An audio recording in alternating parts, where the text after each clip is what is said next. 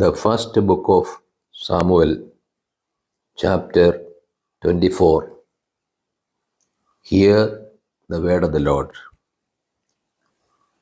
David spares Saul's life. When Saul returned from following the Philistines, he was told, "Behold, David is in the wilderness of Engedi." Then Saul took 3,000 chosen men out of all Israel and went to seek David and his men in front of the wild goats' rocks. And he came to the sheepfolds by the way, where there was a cave. And Saul went in to relieve himself. Now David and his men were sitting in the innermost parts of the cave.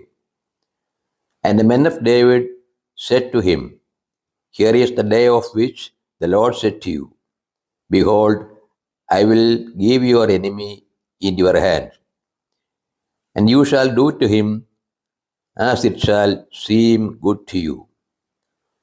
Then David arose and stealthily cut off the skirt of Saul's robe.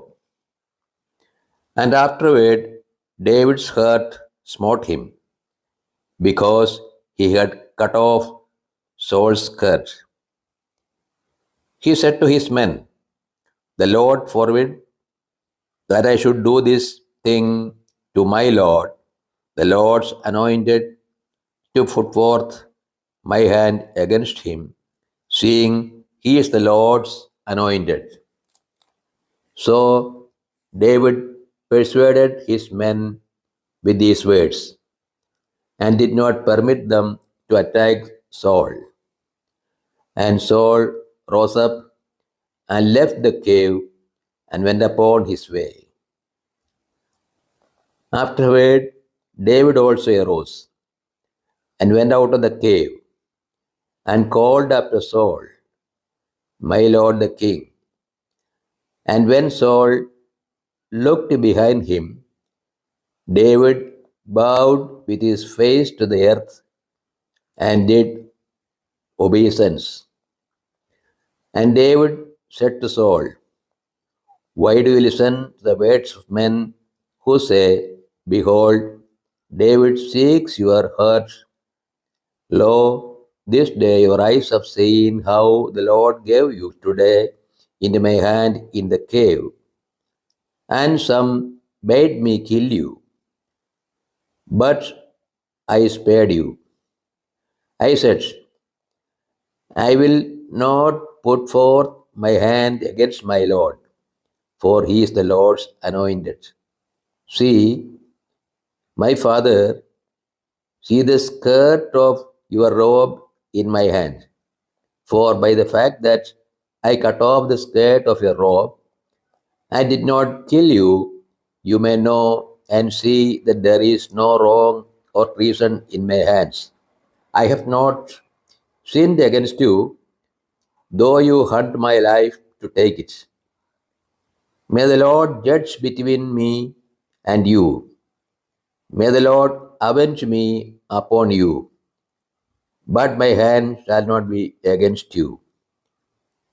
As the proverb or the ancient says, "Out of the wicked comes forth wickedness, but my hand shall not be against you." After whom has the King of Israel come out? After whom do you pursue? After a red dog, after a flea. May the Lord therefore be judge and give sentence between me and you, and see to it, and plead my cause, and deliver me from your hand. When David had finished speaking these words to Saul, Saul said, "Is this your voice, my son David?" And Saul lifted up his voice and wept. He said to David, "You are more righteous than I, For you have repaid me good, whereas I have repaid you evil. And you have declared this day how you have dealt well with me, in that you did not kill me when the Lord put me into your hands. For if a man finds his enemy, will he let him go away safe? So may the Lord reward you with good for what you have done to me this day. And now, behold, I know that you shall surely be king, and that the kingdom of Israel shall be established in your hands. Swear to me, therefore, by the Lord, that you will not cut off my descendants after me, and that you will not destroy by my name out of my father's house. And David swore this to Saul. Then Saul went home, but David and his men went up to the stronghold. This is the word of the God to us. O Lord, open our hearts that you put into practice that which you have revealed to us.